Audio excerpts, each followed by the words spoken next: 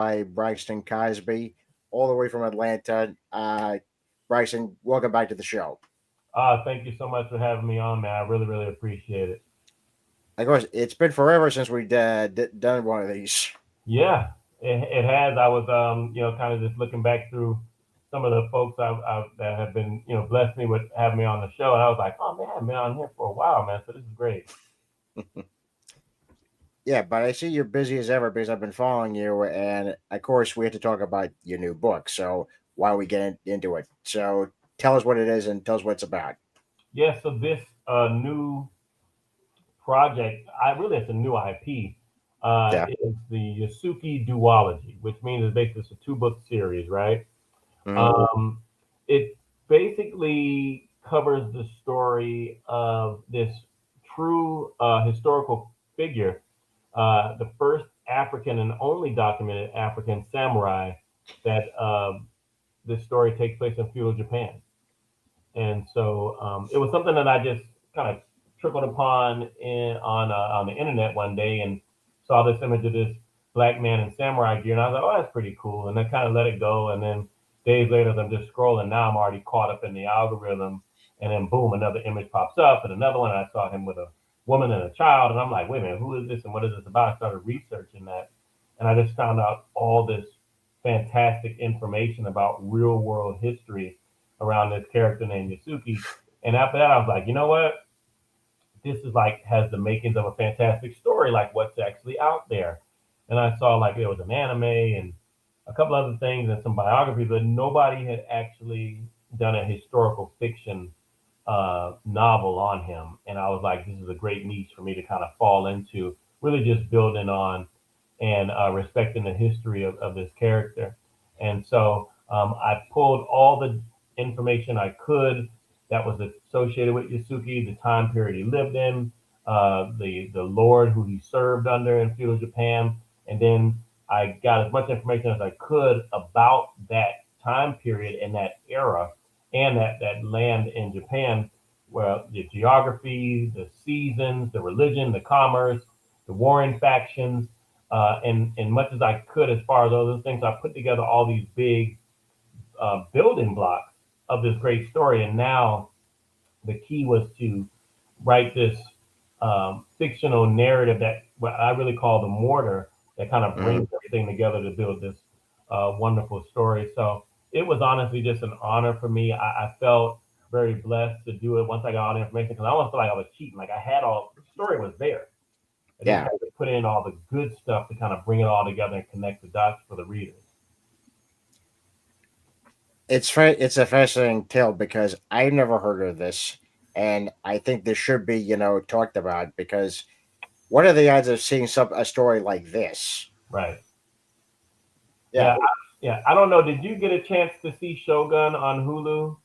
yes, I did. I did. What did you think? Well, I've seen the original, the 1981. I've seen this one. I thoroughly enjoyed both of them. I thought they got really into the knee deep of the culture, Yeah. you know, and there's a lot of stuff obviously we didn't know about, Right. even way back when, because as we know, history says one thing, Right. but we don't know the whole history. Hmm. So it's just fascinating to read about these particular times and that people like this actually existed. Yeah. And what I did is that since I really did enjoy, like I said, I'm like you. I saw 1981 Shogun, so I was like really skeptical, like how what they were going to do with it, especially because it was this limited series. And I'm like, okay, FX, let's see what you got. Yeah. And it was one of these things, man. It's like after two episodes in, it was this nice slow burn that really valued storytelling over all the action pieces. And I didn't know what to expect. I didn't know how far we were going to go with the fighting and styles and all that stuff. But it really did put more value on building. And so the tone and the pacing of the series was really good. And that's where I was in because I was already kind of getting the ball rolling on putting together this duology. And when Hmm. I saw that, I was like, that's it. That's what I want to build with Yasuki, the novel, the historical fiction. Just that same kind of slow pacing, but so much meat in the story. And then all of a sudden, you got these big upticks of the action parts, and we settle back down again, and we get back into these characters. And so Yasuki obviously being the main draw, but also Lord Nobunaga himself, who he served under. And then to me, it was important to make the world that Yusuke lived in its own character, mainly because some of the tropes of the story were there. It was a fish out of water, taking Yusuke from being a slave in the Sudan and becoming a high ranking samurai for one of the most powerful lords of feudal Japan. Yeah. I mean, how did that happen? All those questions I kept asking myself is what I was actually answering in fictional prose. Then, so the world itself had to be its own character, had to have this, it had to live and breathe on its own. Then, of course, the story of the odd couple, the partnering of Nobunaga with Yasuki. How did they get tight? Why would Lord Nobunaga bring this slave in and elevate him to a level where nobody in Japan was allowed to be at that level? So of course there was a lot of rejection just from the culture, from the other warriors, from the generals, and all of that. And then so that had to be explained. So a lot of all my questions is what really drove my story. And the more I had questions, the more I built on it. So I really wanted feudal Japan to be its own character, and I got that sense when I saw Shogun, and I wanted to really be authentic to that as well in my own story. So when I put that together, it really came together well, and I was excited with the outcome of it. Well, I can imagine why, because you're not just doing a an interesting figure in history, but it's also a fictionalized version. But again, you want to be truthful and say, okay, this is what actually was like in Japan at this period. Right. And I think I don't Yeah, know if you see a lot of stuff like based on a true story. You've seen it. I've done it. The same thing. And well, what was true and what was real? I mean, what was fake? What was made up? And so I really challenged myself as a writer to tell a story that felt grounded and felt organic and all the flow of it. Nothing was like, yeah, he got over there and then Lord Nobunaga was like, you're 6'5" and you're powerful. You're my, you're my new samurai.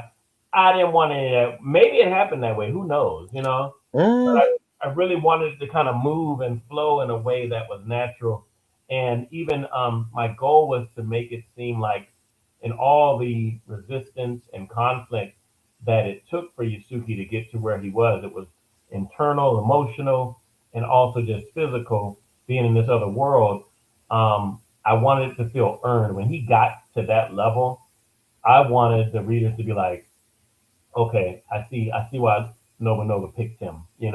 I see why he accepted that elevated status. And so even coming down to the naming ceremony that I put in the book, of how this thing went down, of how he was dubbed this samurai, all of that needed to be powerful. And so I researched how those processes went, and I put my own spin on it just to make sure it was authentic. So I think people are going to be really, really surprised and excited by picking up something like this. well, absolutely. Again, as we said, it's new to them, because they probably have never heard the story before.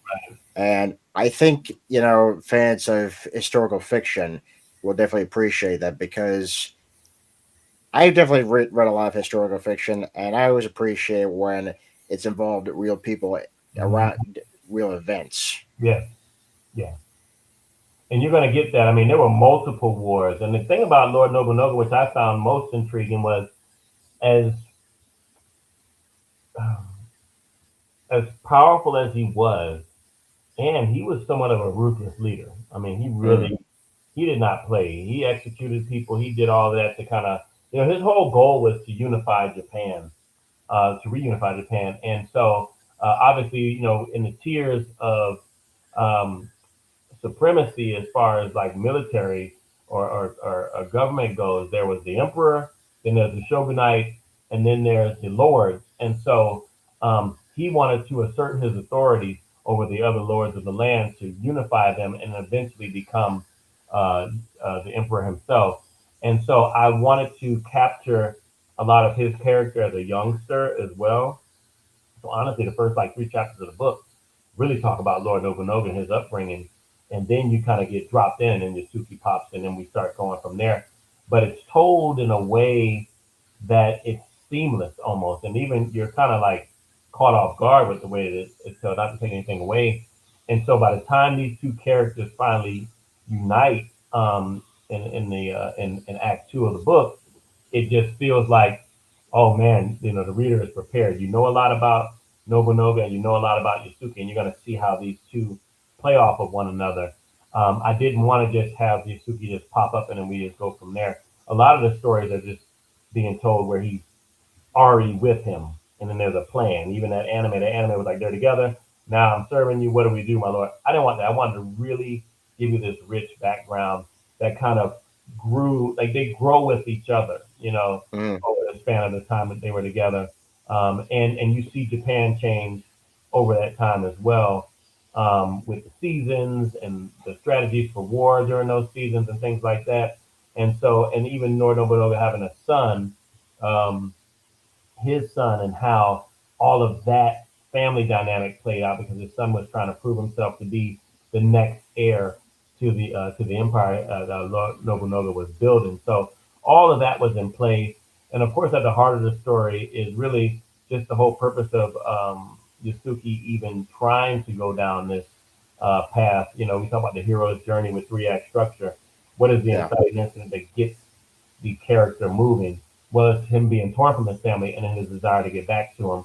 And that's in the forefront, although some of these nice little layered B stories come in along with it. So there's a lot going on in the story. It's not just a very straight story. There's a lot of moving parts that I think I was just I was honestly just gracious that it all came together well because it was a lot to manage in writing the story. But him wanting to get back home, and then that family theme just naturally just played out. Him trying to get back to his family, and then him having this new, almost a surrogate family in some sense, but also the inner workings of that family with Nobunaga, with his son, with his wife, but and the people he was sworn to protect. So it really came together very very nicely. yeah. As we actually talked about, you clearly definitely were paying attention to Shogun, especially with the dynamics and you know honor and that. It's very clear. And the sense I'm getting is it's also two origin stories if you think about it. Right. Yeah. Yeah. Absolutely. I think that's exactly what it was, and that was so intentional. In order to make these 360-degree characters, we have to know where they're from and where they're going, not necessarily where they're at. Where they're at right now, I just feel like you lose it. And when you're writing in a novel, you have time. You can go Yeah, 100,000 words, you can go whatever you want. So you have that time. So make it time that's worthwhile. That it's time that's very valuable that you invest in to tell a very succinct and congruent story about those characters that mean something. And so it allowed me to kind of play around with that and not be in a rush, and really just kind of go back as far as I wanted to with the history and just kind of writing this story together. So I was almost writing two stories separately. I wrote the story that I wanted to tell, and I wrote the story that had to be told based on all the facts that I had researched. So as I was writing, I was like, oh man, we got to talk about the rice farms. Let me drop that in right here. And we talk about it, boom, boom, boom, boom. And we go back, oh man, we got to talk about the fact that Lord Nobunaga was one of the first lords to actually institute using guns as opposed to just swords and stuff. This is the perfect time to drop it in. Oh, it was during this war? Perfect. Boom, here's their battle. Boom. I'm going to go ahead and implement that. So I was just dropping stuff in and just writing nuggets left and right. And so it was just wonderful. And I paid homage and respect to Asian culture as much as possible because I'm fascinated by it. In the fact that, I grew up as a child looking at Samurai Sunday on Sunday yeah, down in Miami. And those where we had those great Japanese shows for 2 hours. They're fighting each other. You can get punched like 30 times, and then all of a sudden, this little bolus of blood comes up, and you're still alive. You get stabbed twice. And so I wanted to be able to kind of capture that vibe and that feeling, not as in so much honestly in the historical fiction novel, but in the The second book, which is essentially the graphic novel Resurrection, Mm, I was able to do that fantastical stuff with them flying around because I put them in a world where the rules didn't apply anymore. So introducing some more characters that kind of help Yasuki move through his storyline was essential. And I was just happy to just play around with that and using the artists who had already worked on a couple of projects for us with Star Child Comics. Eliza Olamide, she worked on ANBK, which was African Ninja Vampire Killers by Kyle Champion, who I'm actually co-writing the sequels to those issues, issues 2 and 3. ooh, Now, it gave me a chance to kind of bring in a character who would actually now go into that world and work with those young men too. So yeah, so it's really exciting. It's kind of build out, you know. yeah. So this is obviously a straight up novel, but the second book is a graphic novel. Would you say? Yeah, Okay. straight up graphic Oh, novel, 75 pages. all right, all right. Yeah, because I was actually going to ask, did you have any plans to adapt this into a graphic novel? But you already said that, so yeah. Yeah, it's a continuum. So once you read that duology, you're set. Now there is a treat Mm, in the historical fiction novel. I sprinkle in this one little portion where they're on the compound of Nobunaga and they're having a conversation and they kind of give a warning like, hey, if you ever leave this compound, don't go into the dark forest, and why is that? Yusuke asked the question. Like, well, there's a dark spirit and entity. There's words or there's rumors that there might be this evil deity that lives in the forest, and his name is Chiwa. And if you go out there, bad things can happen to you. So I kind of put that little bit of a nugget in there, and I thought it would be cool to come up with the actual comic book that actually talks about Chiwa's origin story. So in Blood Moons, which is a Yusuke story, again, I worked with Eliza again because I love her illustration.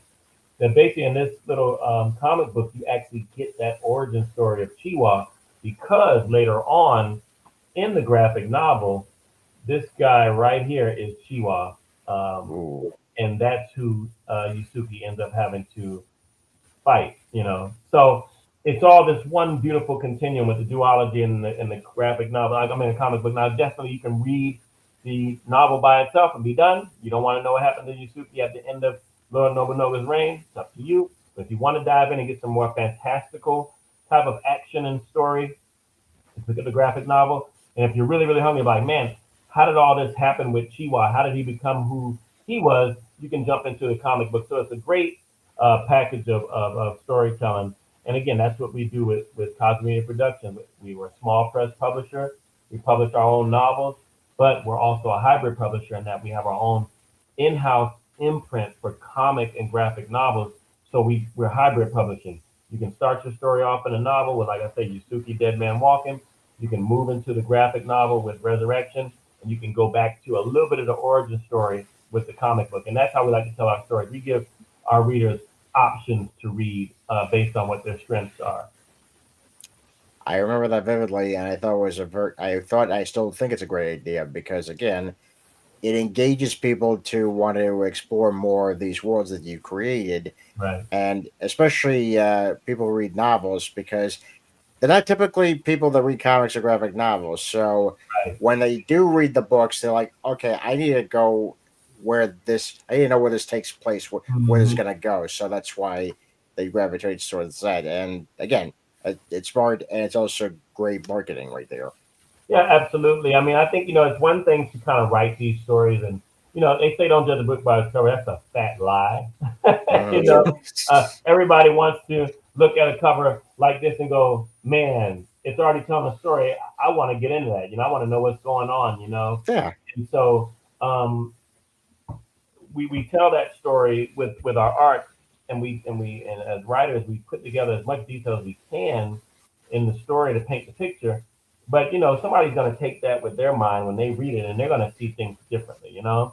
And so now when we move into the medium of comic books and graphic novels, now we can actually illustrate and show exactly what we see as the creator And if we work with the right artist, they can capture that and they can get that across, and then it's just magic. So now you've got the reader totally encapsulated in your world, where they've read your words and now they actually see the action behind them too. So it's a great opportunity to kind of show off and have fun. Absolutely. And I do have to ask, how long did it take you to research this? I think I put in about a good solid month and a half of research, just Mhm. so I can collect as much as I could. And then once I did that, I had to actually start organizing it, because then these dates were like crazy, 1500s, 1582, and 1581. It's like, okay, here's this date. What was happening in this date? Was it winter, spring, summer, fall? Was the war going on? What were the religious factions? What was the strength of the commerce? What were they shipping in? What were they exporting in out? I had to put all that. So organizing it was the next crazy part. And then Yeah. plus I had to always look at options. Almost had to work my way backwards. Okay, Yasuke ended up becoming a samurai. What would he have had to do to earn the trust of Nobunaga to do that? Well, Mhm. here's a couple of ideas. You know, this one seemed to work. So now it's like using the Pixar formula. Um, if that happens, then what? So but I'm working backwards, which is what's crazy. If that happened, he became a samurai.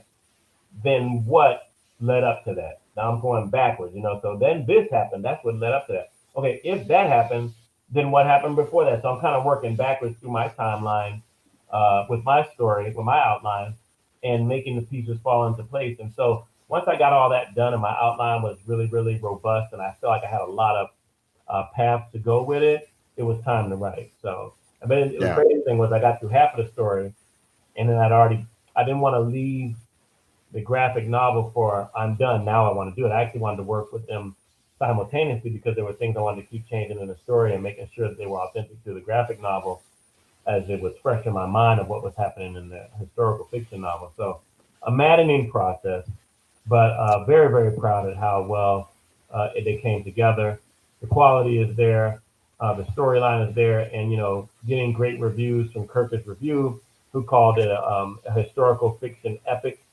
They also recommended it. They gave it the accolade of the Get It accolade, urging readers to pick up a copy of Dead Man Walking. Also got 5 stars with Literary Titan. It won a gold medal for book awards, and it became one of their book of the month for February. And how fitting that that great historical figure gets that recognition in Black History Month. And Yeah. Reader's Favorite also gave it 5 stars as well. So just excited on the feedback. People are picking it up. Had 2 successful book signings with Barnes and Nobles and Liberty Bookstore, and people were just like, they come by and they see this of Yasuki standing there, and then they see the Yeah. book covers, and it's like, tell me about this. And so we just have a great dialogue, and then they pick it up. So it's been wonderful. I can't wait to get to the convention and get this out to the other folks too. I can imagine. I would imagine that it's going to be a bestseller at the conventions. Okay, because a again, historical fiction, and of course a great poster.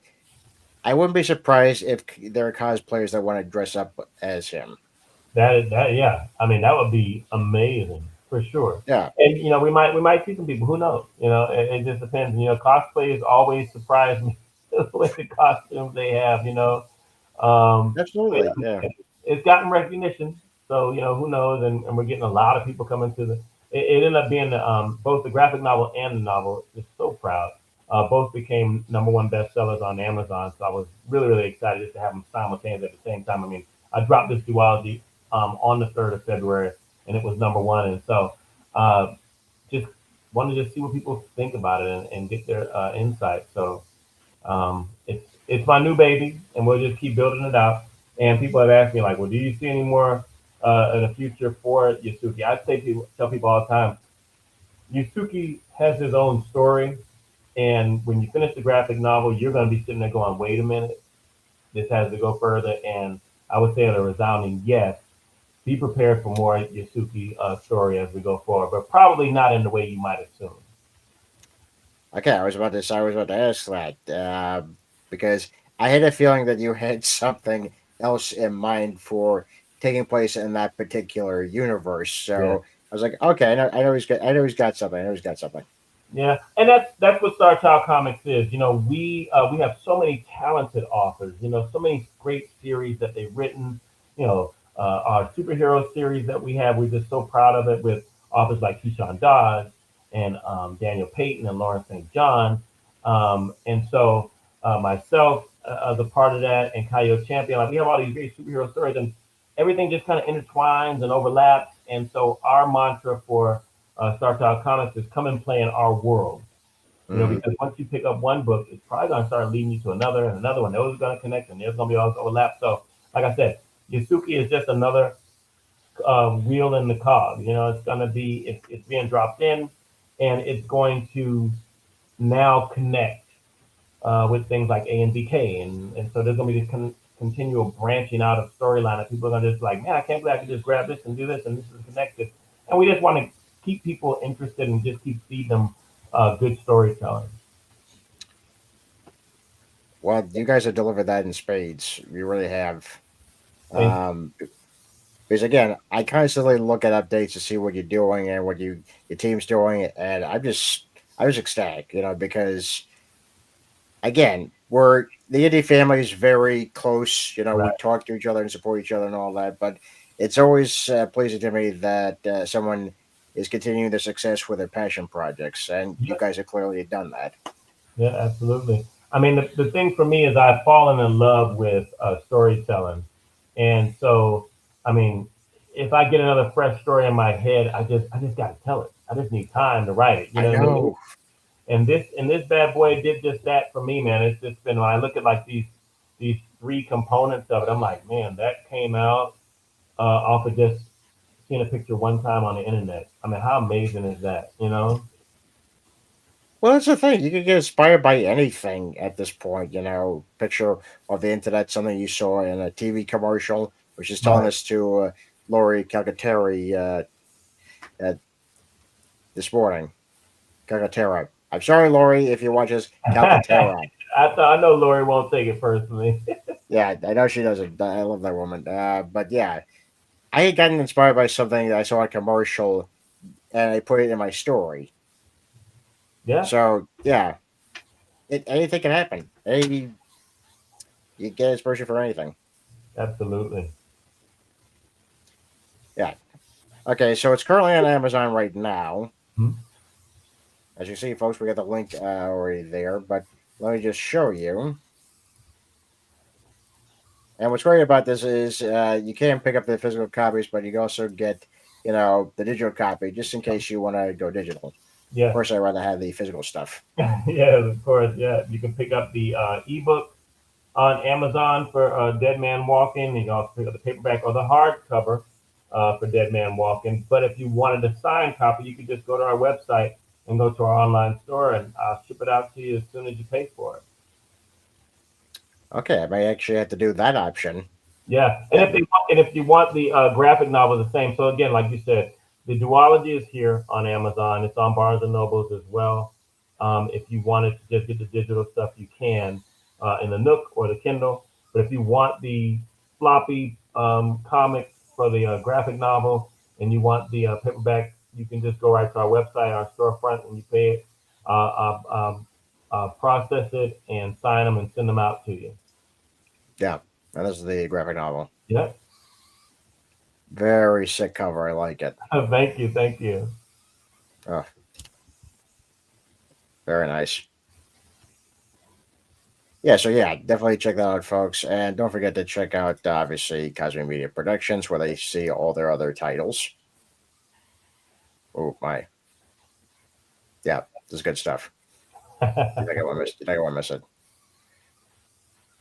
But yeah, so obviously you're gonna be hitting the conventions pretty soon. Yeah. So what's your first stop? So in March we're gonna be over at the Huntsville Comic Con in Hmm. the weekend of March 13th and 14th. In April, weekend of April 12th, I believe, we're gonna be in Greenville, South Carolina at South Carolina Comic Con. In May, we'll be back down here in Atlanta in downtown Lawrenceville. We're gonna be hosted by Liberty Books for the first comic Saturday. So of course I'll have everything Oh of yeah. all my great storytelling with comics and novels. And then in June we're going to hit the road and be up in Charlotte for Heroes Con again. We love going to Heroes Con.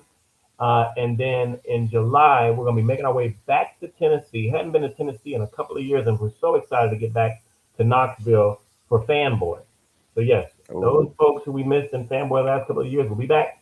So go ahead and come on out and grab you a copy of all the great stuff that I've worked on and published since my last time being there. Well, this is pretty exciting, and I hope you guys sell out completely of your stuff, especially your new books. So Yes, I'm very excited about that. I do have to at some point make a trip down there and see you and see your crew, please, and absolutely.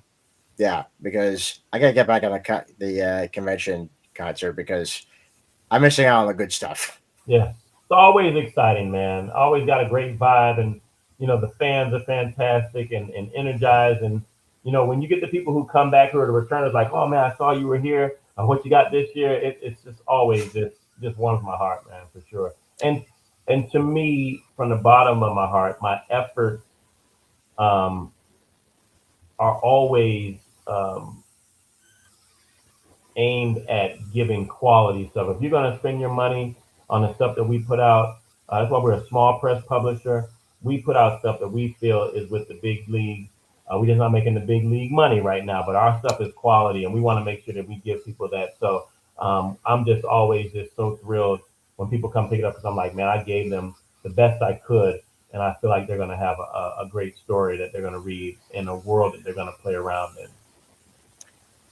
Well, I think that speaks the truth because, again, as indie creators, we always do try to bring out the best that we can.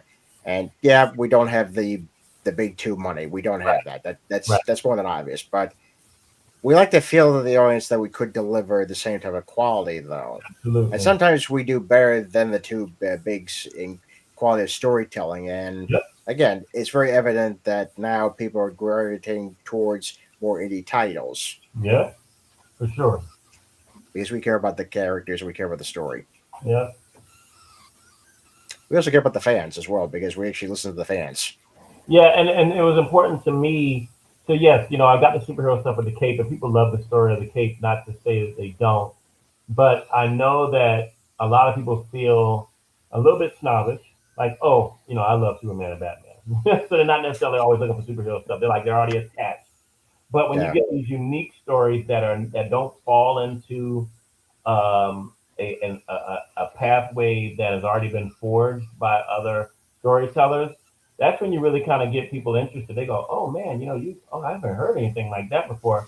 Like that's always the tagline with, have you heard of AMVK? And they go, what's that? And you go, African Ninja Vampire Killers. They go, wait a minute, what? And so it kind of resonates with them, and it becomes this thing. And so they jump all over it because it's something that they haven't heard of before. So I love to find these different stories that are so authentic and genuine that people are like, well, yeah, if I was gonna buy anything here today, I'm gonna get this because there's probably nothing like this out here. yeah. What also great, Braxton, is that you don't stick with one genre. You go through different genres. I'm guessing it's just to get a taste of, could I write this? Yeah. Yeah, the challenge is always there, right? Because again, it's my first foray into historical fiction. But I gotta tell you, I just love it because I was like, I cheated, like they gave me the story. I just had to put it together, you know. Yeah, And that's why it was the onus and the responsibility was so heavy on me to make sure that this thing was it felt organic, it felt like a natural flow. I had all the challenges, all the ups and downs of the characters trying to move through the three-act structure, like I always stick to, and so it was like, I had to do it. And when I talk about like this great, like the Mount Rushmore of my storytelling, as you alluded to, with all the things I have, I've got the one corner with the Red Gemini Chronicles, which is my sci-fi stuff with the Star Cross Saga and the stuff with Steel Rain. And then I've got Keisa Donovan and the Broken series with the dystopian young adult fiction. And I've also got the superhero stuff with the Cape series and all that's going on in there, Infinity Seven. And then now I'm just adding another piece to that, which is the Yasuke story, which starts off with a historical fiction and goes into fantasy. So I feel like when people come to the table, man, I even got a big banner now that actually has all those guys on there. When they come, it's like, boom, it's all right here. What you see here is all right here. What you want? What do you like to read? You know, and so it makes it much easier for me to sell. Obviously, it does. And again, it's great. It's fantastic because now you just point to one of the characters, like, okay, where is this guy? Where is this? Right. Right here. It's right here. Everything's right here, as you can see. Absolutely. Yeah. I'm very excited for you, and I definitely have to buy this now. I'm probably gonna make a purchase after we talk, so because I'm just excited to read something like that. Because Well, again, you don't hear stories like this, and we really need to hear stories like this. yes, absolutely. For sure. Yeah, and I think it's great that it came out in Black History Month. I really do. And what a blessing. You know, I just feel so honored. I was like, man, I mean, it was a grind to kind of get it all done. And you know how it is when you're working on graphic novels or comics. You're like, get the artwork. Okay, can you change this? Get it back. Okay, I approve. You know, go to the next page. And we're on this timeline. Boom, boom, boom, boom, boom. And this thing was finally knocked out in December, and I had to go to print in January and make sure that all of that was cut and edited right and formatted on, And so Yeah. when all that was done, because the novel was already done, and like I had to write up for that for pre-order since like November, So that was Mm. complete in October. And I'm sitting there biting my nails. Like, we're gonna make this deadline, and then I had already put the comic book out, Blood Moons. I put that out on Halloween, so that was kind of like a little tease of what things to come, and Yeah. uh, and so it was like, whoo, got it together, and like all of it to just be sitting here, and I've just been so grateful because so many people have just shown me so much love. Local high school here with Archer High School put my stuff up. They brought me out to talk about Oh, my writing process and everything that was going on with Yasuke, and they have all my other books in there as well. So I've just been like on cloud nine with Black History Month this month, and just been yeah. honored for so much that I've been able to contribute, and then to bring this historical figure to life so other people can know about him. Unbelievable. Oh, it's the best feeling. Yes, But it yeah, I do agree with you about the white knuckle process of, am I going to finish on time? Am I going to finish on time? I'm is. currently on that right now because I have a deadline to meet on my my 4 page horror comic I'm doing for another group. Hmm. And it's also the deadline you set for yourself, Right, because you're like, okay, I need to be done with this in a specific date. Can I make it? right, Sometimes yes, sometimes no, because obviously things happen. But again, you always try to make your deadlines. right. Uh, Bryce, I can't thank you enough for coming on here to share this with us. And as you know, as I said, I'm going to buy it, the minute we I get off. appreciate it, man. Thank you. And I love to hear what you have to say about it too. Good, bad, ugly. I love feedback for sure. You're going to get my feedback the minute I put the thing down. In fact, I owe another writer feedback because I haven't finished his novel yet, which Right, I have to right. do very soon. But Greg, I haven't forgotten you. If you watch it, I haven't forgotten you. Uh, but yeah, folks, if you're looking for a good read, here's the link to where you can find the duology. And I recommend getting it because, again, you don't want to miss out on a story that you've probably never heard of. Right. Yeah. And before we actually adjourn, obviously, many of you know I'm working on my comic series Code and Punter issue 5 right now. My anchor, Enrique Lopez, is working issue 4. I just looked at his, work on it. It's phenomenal. I think you're going to love what we have in store for you guys. I'm hoping to do a Kickstarter fairly soon. Notice I didn't say when the month is coming out because I don't know myself because I try to get everything done as much Right. as possible, which is why I'm hurrying with my horror comic. And yeah, they're gonna be making some announcements and about my Patreon page later this week about what's gonna be coming up. I'm still finishing up the Fantastic Four from the '94 animated series. At some point, I'll get to Peacemaker, but there's a couple movies that are coming up. They're gonna be announcing and doing yet another animated series that's been long forgotten, The Real Adventures of Johnny Quest. So keep an eye out for that. Oh yeah. Johnny Quest is great. Yeah, nobody talks about it anymore. So I've never seen the show. I remember it being pretty big. So I'm gonna be the first one to watch it, and you get my reactions. Yeah. So yeah, check that out. Very good show. You're gonna love it. Yeah. Well, folks, I think that's gonna be it for us tonight. Bryson, thank you again for coming. And I'm thank Ian you Miller, for me. of course. I'm Ian Miller, and this has been Trouble with Comics YouTube channel. Have a great night, folks.